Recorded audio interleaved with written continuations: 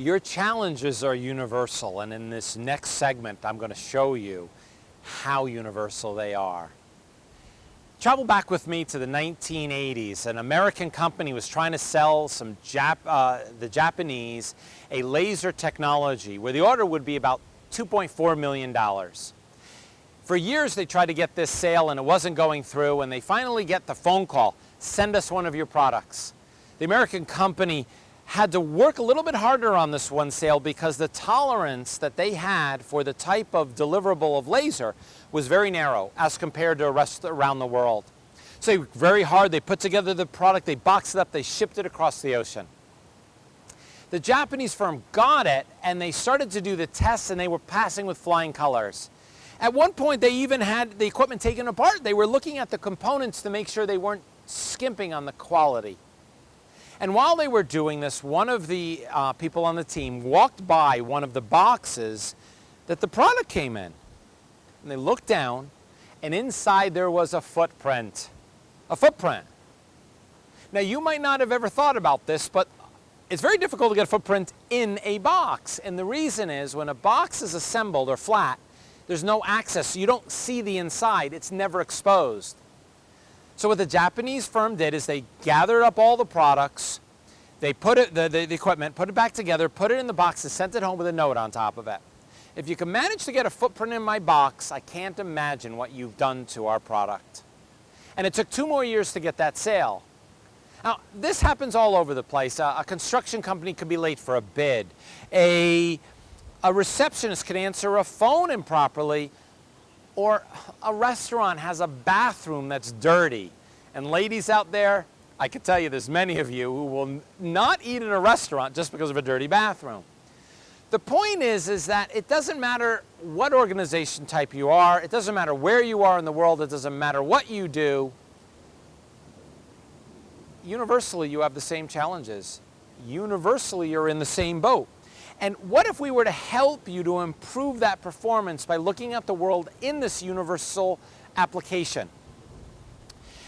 As an NYU former professor, as a consultant, as a speaker, I was asked often to give presentations to large groups of audiences, and I was speaking all over the world, and I had a different formula for presenting.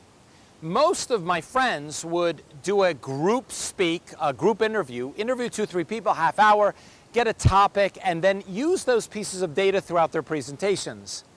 I unfortunately have this challenge. I can't speak in front of an audience unless I know more. So what I started doing was one-on-one interviews, one-on-one private consultative interviews to learn about the organization, what they were going through from different perspectives. And I started to learn how an organization functioned.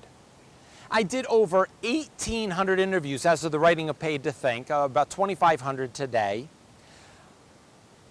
They were on average 47 minutes long, and that meant, we were sometimes spending an hour and a half with people, 2 hours, really starting to learn what was going on. And then at NYU, I found that when I asked students from around the world, my first class had 18 students from 17 countries, that there was no borders, there was no, well, this is a profit challenge and a non-profit challenge. They were the same. And what if we changed our perspective and saw them as the same? That we're not as diverse. For example, we would see that a public service employee was telling me about controlling costs. A medical officer was talking to me about information overload. An Air Force lieutenant, this got me. He was so involved in new product development, military application, but new product development. A superintendent had a tax burden issue, whereas they wanted to raise taxes or raise funds or get sales. You could use the terminology wherever it was. They were challenged with doing more with less. It was so unbelievable how dynamic it was and how universal it was that I started to look at the world differently. That aha moment. What I found was this. I found that not unlike a biologist who puts animals into phylum, species, kingdom, a taxonomy, I could do the same thing for these interviews. And now imagine with that amount of data, I was actually looking at not just 7,000 responses in different, but subsets of subsets of subsets. So someone would say within 2 sentences a comment that actually could be broken up into 4 different ways. And then it hit me. Now, I had always already known that there was something wrong, but it hit me even further that I could break this up into 4 basic categories. 1, they're strategizing. 2nd one, they're learning. The 3rd is they're performing. And the 4th, they're forecasting. I could break them all up into those 4. Now, that's an eye-opener, and it was huge for me. Even more so, I was able to break it up into the fact that there were 12 activities that went involved into all of them.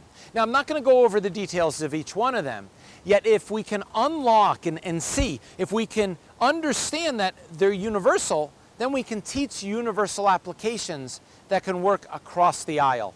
They can work in any environment you're in. And that will streamline and develop leaders faster.